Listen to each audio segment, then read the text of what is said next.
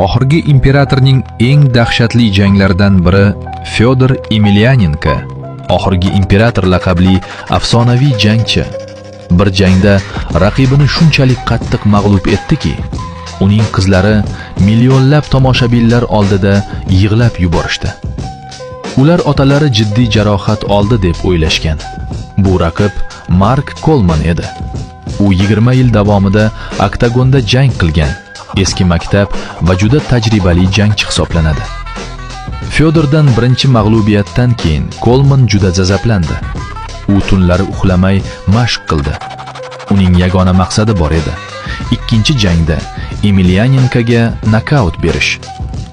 Ikkinchi jang boshlanishi bilan Coleman darhol yerga olishga harakat qildi. Ammo Fyodor samba bo'yicha mukammal himoyasini ko'rsatdi va kuchli zarbalar bilan afsonani deyarli hushidan ayirdi. Shu lahzadan keyin Mark bir soniya ham tik holatda jang qila olmadi. U faqat kurashga o'tishga majbur bo'ldi. Fyodor aniq aperkot bilan raqibini to'xtatdi va uni yerga uloqtirdi. Yarim hushsiz holda ham Coleman oxirgi bor yerga olishga urindi. Lekin bu harakat uning o'ziga qarshi ishladi.